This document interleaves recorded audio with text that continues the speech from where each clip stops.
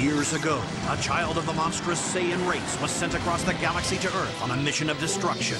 However, his Saiyan programming was erased when he fell from a high cliff into the greatest adventure of all time.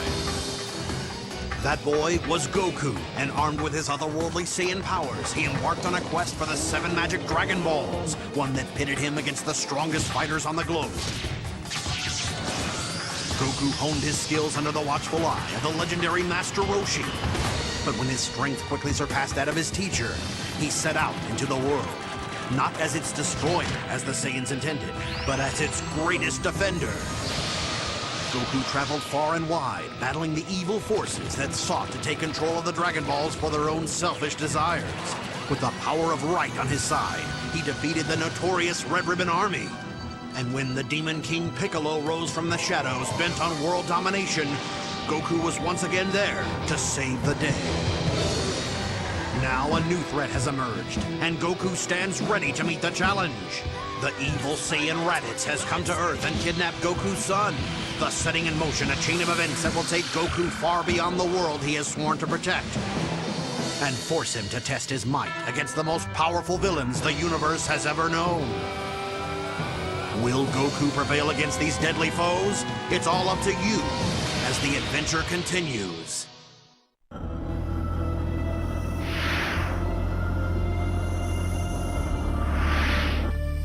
Welcome to the world of Dragon Ball Z Sagas, mistakenly labeled as an adventure game and even sold as one. This is instead a really straightforward beat-em-up.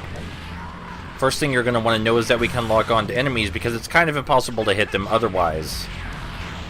These orange Cybermen are the weakest characters in the game, but our normal 5-hit combo is not enough to kill them completely. Instead, it activates a near-death state where they rush at us and then explode. We can avoid this simply by jumping or flying into the air. The attack doesn't deal significant damage, even if it does manage to connect with you, but that's a common theme with normal enemies in the game, and it doesn't really change until we get to boss fights. But you effectively understand all there is to understand about the orange Cybermen. They are incredibly weak, they don't attack very frequently, and they have a near-death state while they will rush at us to explode. Then there are Cybermen that function as snipers who will spawn on high places. One just attempted to spawn, but I killed it before it did so, because I have an acute understanding of exactly when and how enemies spawn. And here I'm about to demonstrate a slightly longer combo. This one will destroy the orange Cybermen completely without activating their near-death state. So it's a lot more convenient is what I'm saying, but I wanted to show off their near-death state while I could. Up here you'll get a chance to see 2 of the sniper Cybermen, but again I killed them incredibly quickly with a single ki blast. At least you kinda get to see them appear first. The sniper Cybermen have very little health, which is why we're able to kill them so quickly. There is also very little to non-existent advantage to killing the sniper Cybermen first, because their attacks do not deal significant damage to worry about. You must purchase the special move upgrade to destroy these large boulders. In spite of what Master Roshi said, we have already purchased the special move upgrade prior to this recording. In Goku's case, it is of course the Kamehameha, which we can use simply by charging the Ki Blast button. While the special move does deal more damage than the normal Ki Blast, it's not something we're going to be using very frequently. You will see a couple uses for it if you're absolutely insistent on optimizing your strategy for this game that does not require any strategy optimization. Aside from the boss battles, this game can be played pretty mindlessly, to the point that the rest of the stages feel like kind of a waste of time, since the boss battles are the only thing that offer any kind of resistance.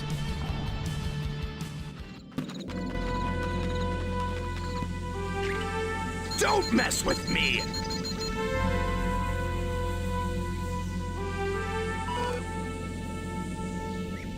Goku and Piccolo, the Earth's 2 greatest fighters, confront the Saiyan invader Raditz. Though his son is still locked away in the Saiyan space pod, Goku refuses to submit to Raditz's demands. He vows to defeat Raditz and save the Earth, or die trying. I'll teach you a lesson, fool. So Raditz here has the distinction of seeming to have more health and more durability than most of the other boss battles in the game. He seems to break out of your combos a lot more frequently than future characters do. And here I'm trying to demonstrate the optimum strategy for battling bosses in the game, but there are weird hit detection problems whenever a character is standing near a rock. As you just saw, my foot passed through Raditz multiple times and did not deal any damage. This is a common problem with boss battles in this game, where if a character is standing too close to something, they will simply stop being hit, but that doesn't stop them from hitting you. At least the characters still move instead of lock up, which is bound to happen sometime during your playthrough. Anyway, the optimum strategy for fighting Raditz: teleport to him after he falls down and punch him as soon as he gets back up. There is one combo that deals more damage than every other combo in the game, and it's the one I'm using right here, where all of our limbs catch on fire. Now, I did have to buy this combo, as I had to buy most of the interesting skills in this game, and I did you a favor by collecting them before I started recording, because otherwise this game would be unbearably slow and disinteresting to watch. So yes, the strategy for fighting Raditz is incredibly simple, very easy to stunlock the guy, assuming he doesn't stand near a rock. But I think you got it. Will regret this. Desperate to help his father, young Gohan's anger explodes, and the incredible powers sleeping within him are momentarily awakened. Gohan attacks, and lands a critical blow that weakens the evil Raditz. Goku summons the last of his strength, and in a valiant effort, sacrifices his own life to ensure the villain's defeat and save the human race from utter destruction. The battle won, Piccolo is confident that Goku's friends will use the power of the Dragon Balls to wish the fallen hero back to life. But with his final words, Raditz dashes Piccolo's hopes by informing him that two even more powerful Saiyans are on their way to Earth. In 1 year they will arrive, and they will stop at nothing to have the Dragon Balls for their own evil purposes. The mighty Nappa. In Otherworld, Goku embarks on a quest to reach the legendary martial arts master King Kai, hoping to receive training that will aid him in the coming battle against the Saiyans. Meanwhile, Piccolo labors to teach Gohan the art of fighting with a severe training regimen designed to unlock the youngster's hidden potential. And after 1 year, just as Raditz predicted, the evil Saiyans, Vegeta, and Nappa arrive on Earth. With an army of mindless Cybermen at their disposal, they quickly draw the battle lines for the inevitable showdown against the Z-Warriors.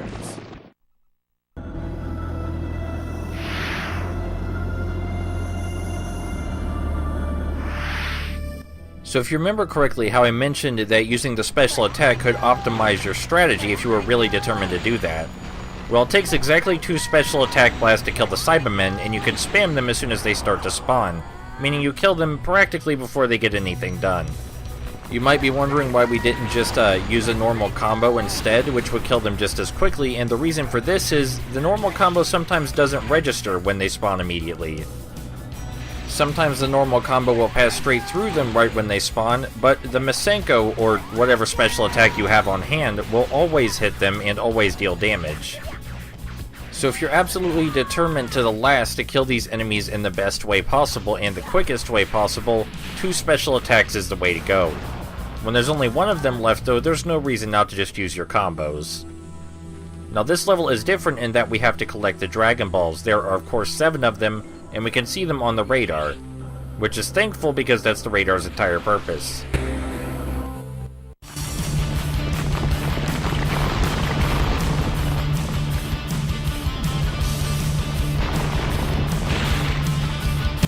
These large blue Cybermen are a new enemy type for the level, and they have 2 attacks. They can create a shockwave or lob some sort of grenade energy at us.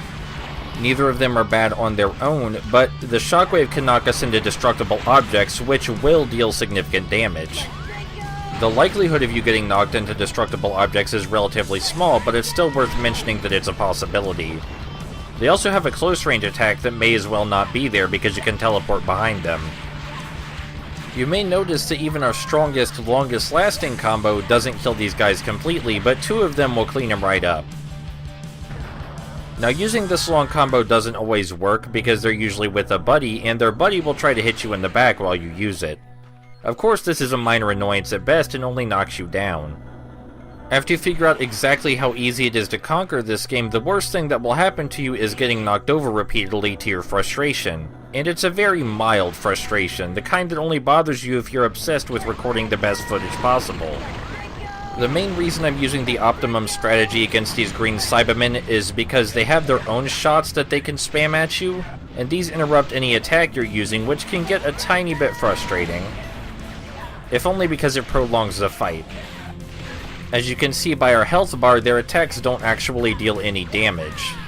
Or at least not any damage that you should notice unless you squinted really hard.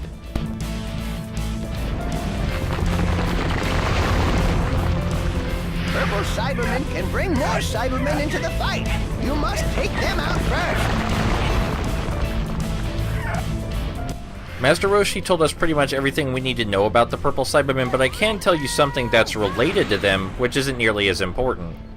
You can only toggle between which enemy you want to lock onto by tapping the lock-on button. You can't select which enemy you want to lock onto, you just have to toggle through them all one by one. Because the enemies don't deal very much damage, this, like most things in the game, is only a minor annoyance, but it does make taking out the Purple Cybermen harder because you can't lock onto them at will. By the way, the green Cybermen have a third attack which you've seen them try to use at least a couple of times, where they will fly through the air in an attempt to grab your face and explode.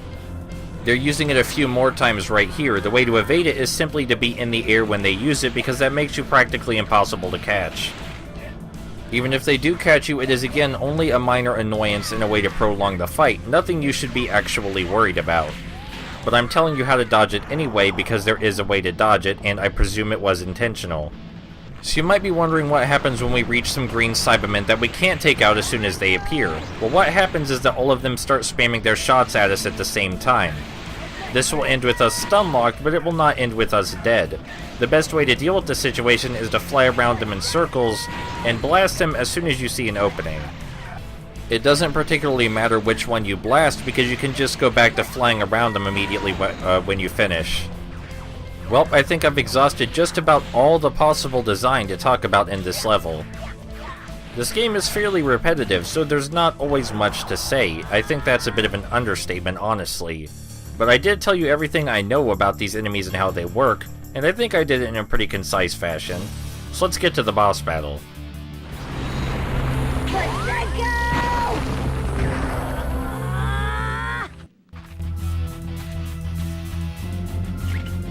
Out of my way!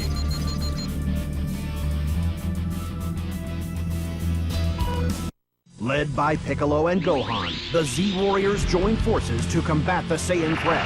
But despite their best efforts, none are able to stand up to the power of the Saiyans. One by one, the Z-Warriors fall, until only Piccolo and Gohan are left as the Earth's last line of defense against the evil Vegeta and Nappa. I'll crush you! So in spite of being generally weaker than Raditz, Nappa is a little bit more interesting than Raditz. He has an attack he can throw at you that will cause you to spasm and stun you briefly. He doesn't take advantage of this very well. He usually refuses to attack you until you're done being stunned for whatever reason. But there you have it, he does have an attack that can stun you. He also has another function where he can summon Cybermen to even out the fight. Or I guess that was the intention, but the Cybermen are so easy to destroy that it doesn't really do anything. Still, both of these things are more interesting than Raditz. Raditz only had a single normal blast to throw at you, and he couldn't summon any extra characters. I would say that Nappa is unique in his ability to summon characters, but there actually is someone else later who can do the same thing. As far as I know, there are only two unique things about Nappa. The first one is that he fires a blast that's capable of stunning you, and the second one is that he has the ability to spontaneously disappear from the fight and make it unwinnable. His character model just vanishes after the final blow, rendering the fight completely null. He's capable of using many of the same combos and moves that we are, but he never puts them to particularly good use, mostly because he doesn't just spam the longest combo all the time like he should be. If you're wondering why it's taking so long for Nappa's health to go down, well, there are two reasons for that. One of them is that the bosses in this game are unreasonably durable. They always take a lot of hits, regardless of what difficulty you're playing on. The second reason is that we have been playing on hard mode this entire time, and I've just not told you. Because I wanted that to be a big reveal, you know? That we've been playing on hard mode and everything you've seen here is supposed to be difficult. Even if you don't take any of the strategies I've demonstrated into account, the game is hardly challenging. There are a few sections which are only notable because of their difficulty. But for the most part, this game is an absolute cakewalk, and changing the difficulty does nothing noticeable aside from make the enemies take more damage. As the fight takes a deadly turn, Piccolo dives in front of Nappa's attack, giving his own life to save Gohan. As Gohan bids a final farewell to his friend and mentor, his father Goku returns from Otherworld and races to the battlefield to put an end to the carnage once and for all.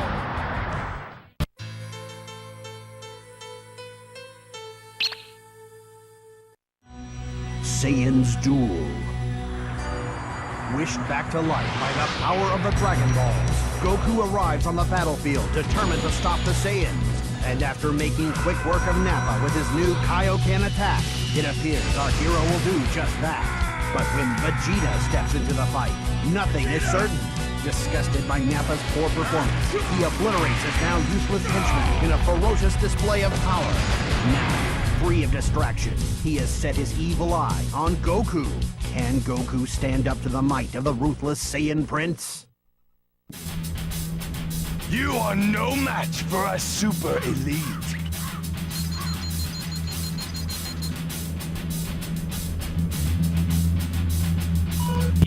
So in addition to all the minor bosses you'll be fighting, of which there are many, there is a major boss at the end of the sagas. In this case it's of course Vegeta, and Vegeta has two attacks. He has his Gallet Gun, which is basically just our Kamehameha, and he has this bullshit, where he summons a whole bunch of explosions, and all we can do is block or get hit until it's over. The explosions don't deal very much damage either way. It's very possible to stunlock Vegeta the same way we stunlocked Raditz, but it's slightly harder because the arena is larger, so there's more chance of flinging him off screen where we can't teleport to him. Aside from that, there's very little to say about this fight. Vegeta's strongest attack is nothing but a time waster on any difficulty, and we are still playing on hard, by the way. This goes on for a few minutes and nothing really changes or gets interesting suddenly. I've already told you literally everything interesting about it, so let's just skip to the very end where we win, save the day, and you get to see the cutscene.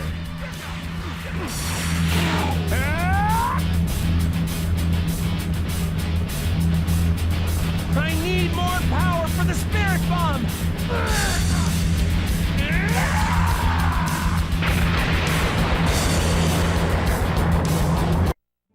Their bodies battered and broken, the battle between Goku and Vegeta ends in a draw. Vegeta has no choice but to flee the Earth, but vows one day to return and finish the fight. In the battle's aftermath, the remaining Z fighters search for a way to bring their fallen friends back to life. When Piccolo's life faded from this world, the Earth's Dragon Balls also faded from existence. But a second set of Dragon Balls may still remain on Kami and Piccolo's original homeworld, the planet Namek. Clinging to hope, Krillin, Gohan, and Bulma embark on a quest across the galaxy to find the Namekian Dragon Balls.